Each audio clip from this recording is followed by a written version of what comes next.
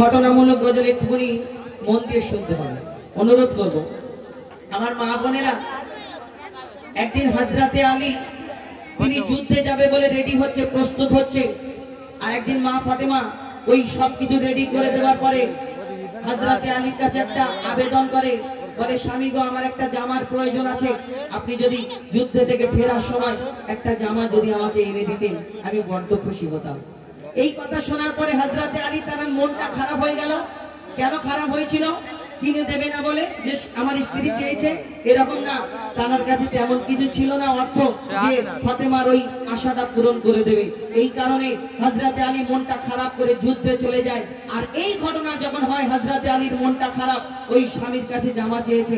এখন তো ডিজিটাল যুগ, 3টে 4টে জামা ওই হলেও ঈদের সময় বলে আরেকটা হলে ভালো হতো না, এইরকম। এই দুনিয়াতে যে স্বামীর কি মর্যাদা আল্লাহ পাক রব্বুল আলামিন দিয়েছে।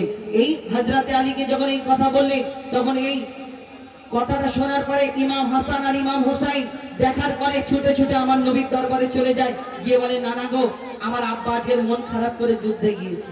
কেন যুদ্ধে গিয়েছে? আমার মা একটা নতুন জামা চেয়েছে, তাই। আমার দয়ার নবী এই কথা শোনার পরে সঙ্গে সঙ্গে কেঁদে ফেলে। আহা, আমার ফাতেমাকে আমি এত কষ্ট করে এত শিক্ষা দিলাম, আমার ফাতেমা এই ভুল কাজ করে। কি ঘটনা হয় তারপরে, অতি মূল্যবান কথা লিখছে দেখুন।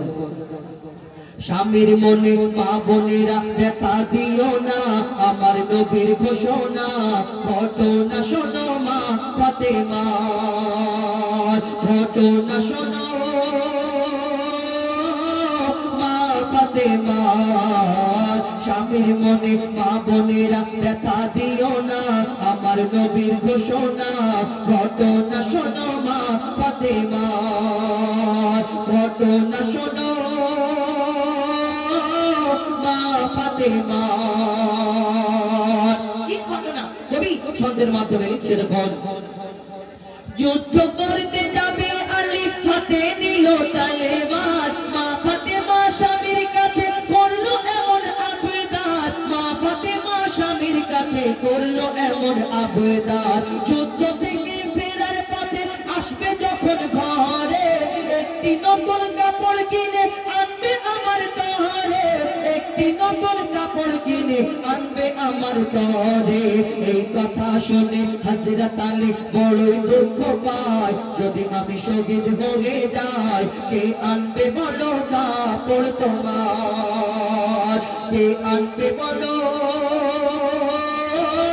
কাপড় তোমার। স্বামীর মনে মা বোনেরা ব্যথা দিও না, আমার নবী ঘোষণা ঘটনা শোনো মা ফাতেমা, ঘটনা শোনো মা ফাতেমা। এই কথা শোনার পরে হযরত আলী দুঃখ করে যখন যুদ্ধে চলে যায়, আর তখন ইমাম হাসান ইমাম হুসাইন ছুটে ছুটে আমার নবীর দরবারে পৌঁছে যায়। তারপর কি হয় কবি ছন্দের মাধ্যমে আরো কি লিখছে দেখুন। দুঃখ ভরা হৃদয় নিয়ে আলী গেল রনে, নানার কাছে ছুটে এলো হাসান হোসেন, নানার কাছে ছুটে এলো হাসান হোসেন।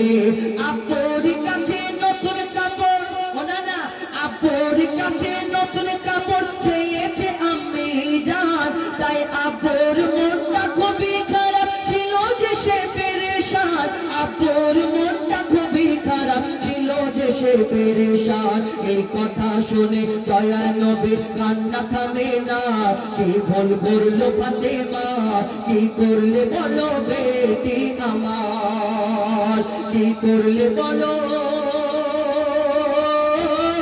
বেটি আমার। স্বামীর মনে মা বোনেরা ব্যথা দিও না, আমার নবীর ঘোষণা ঘটনা শোনো মা ফাতেমা। আমার দয়ার নবী বড় কষ্ট পায়, আর মা ফাতেমার ঘরে প্রত্যেকদিন আমার দয়ার নবী যেতেন দেখা করতে, কথা বলতে। একদিন হয়ে গেল, দুদিন হয়ে গেল, 3 দিন হয়ে গেল, মা ফাতেমার বাড়িতে আর যায় না আমার দয়ার নবী। মা ফাতেমা চিন্তা করে, আহা, আমার আব্বা প্রত্যেকদিন আমার ঘরেতে আসতো, প্রত্যেকদিন আমার খোঁজ খবর নিয়ে যেত, কিন্তু কি ব্যাপার বাদ আমার দয়ার নবী আমার আব্বা জান আমার বাড়িতে আসে না, মা ফাতেমা ছুটে ছুটে আমার দয়ার নবীর দরবারে পৌঁছে যায়। তারপরে কি ঘটনা হয় আমার দয়ার নবী দরবারে যখন পৌঁছে যাওয়ার পরে সেইখানে কি ঘটনা হয় কবি ছন্দের মাধ্যমে লিখছে দেখুন। যার মুখ না দেখে ঘুমাবো না দয়ার নবীজি আমার, রাতের পরে রাত কেটে যায় মুখ দেখে না ফাতেমা, রাতের পরে রাত কেটে যায় মুখ দেখে না ফাতেমা। মা ফাতেমা ছুটতে এলো আব্বা জানের কাছে, তবু বেটির মুখ দেখে না পেছন ফিরে আছে, তবু বেটির মুখ দেখে না পেছন ফিরে আছে। বলছে নবী ও গো বেটি বাড়ি চলে যাও, আগে স্বামীর কাছে ক্ষমা চাও, তবে করবো ক্ষমা আল্লাহ আমার, তবে করবে ক্ষমা আল্লাহ আমার। স্বামীর মনে মা বোনেরা ব্যথা দিও না, আমার নবীর ঘোষণা ঘটনা শোনো মা ফাতেমা।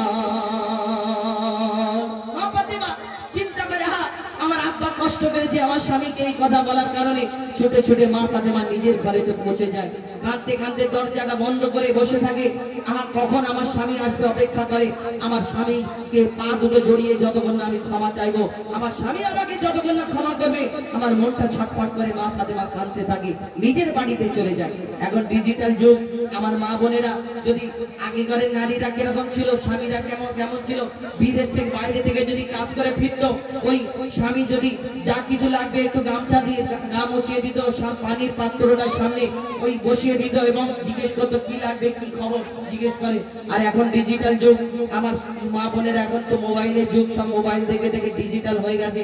আর স্বামী যদি বাইরে থেকে কাজ থেকে এসে যদি বলে হ্যাঁ গো ও মনির মা কচির মা আমার লুঙ্গিটা কোথায়, তখন ওই কাজের যদি একটু বেগ থাকে তখন মনির মার আওয়াজটা একটু জোরে হবে, হ্যাঁ তোমার চোখ নেই দেখতে পারো ওইখানটা রাখা রয়েছে, বলো জোরে জোরে বলো।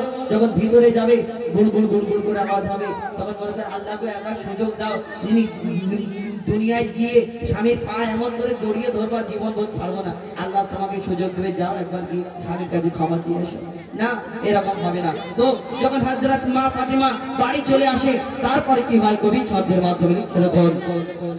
যুদ্ধ থেকে হযরত আলী এলো যখন ঘরে, যুদ্ধ থেকে হযরত আলী এলো যখন ঘরে, চাইছে ক্ষমা মা ফাতেমা পা দুটোকে ধরে, চাইছে ক্ষমা মা ফাতেমা পা দুটোকে ধরে।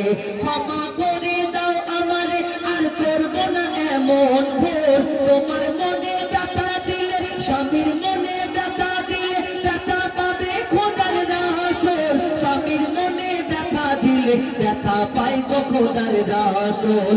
আলী ফাতেমা হাসান হোসেন নবীর কাছে যায়, নবী মোর দেখে শান্তি পায়, এমন ভুল কখনো করো না গো আর, এমন ভুল কখনো করো না গো আর। আমার নবী দেখে বড় শান্তি পায়, সবাই যখন একসঙ্গে দাঁড়িয়ে থাকে। আর সেদিন মা ফাতেমাকে কি বলে আমার দয়ার নবী এই উম্মতের শিক্ষার জন্য। এখন ডিজিটাল যুগ, ওই একটুখানি যদি স্বামীর ঘরে কষ্ট হয় বাপের বাড়ি ফোন করে বলে কলসি ঢুকিয়ে মেরে ফেলে দিতে পারতে, এরকম স্বামীর ঘরে বিয়ে দেওয়ার থেকে না দেওয়া দরকার ছিল। আব্বাকে আবার নালিশ করি। আর এই সারা জীবন একটা ছেলে খেটে খেটে তার জীবনটাকে শেষ করে দেয় বিবি বাচ্চার জন্য, আর একটুখানি ঝামেলা হলে ওই বিবি বলে তুমি আমার জন্য কি করবে, সারা জীবন আমাকে কি দিয়েছে, তাহলে ছেলেগুলো কি ঘাস কাটবে সারা জীবন কি দিয়েছে বল। কবি ছন্দের মাধ্যমে শেষ কথা কি লিখছে দেখুন।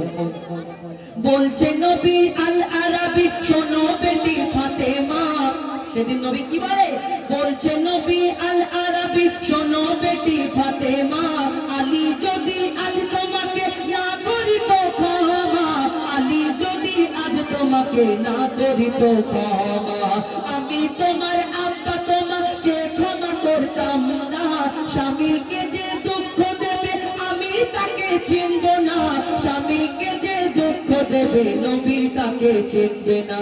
যেমন শিক্ষা দিয়ে গেল নবী দো জাহান, শুনে রাখ মঈদুল ইসলাম, বলছিল না মা ফাতেমা, বলছিল না মা ফাতেমা, স্বামী স্বামীর মনে মা বোনেরা ব্যথা দিও না আমার নবীর ঘোষণা ঘটনা শোনো মা ফাতেমা ঘটনা শোনো মা ফাতেমা আইরে শোনায় মন মাটির দাম গায়ে ঘুমিয়ে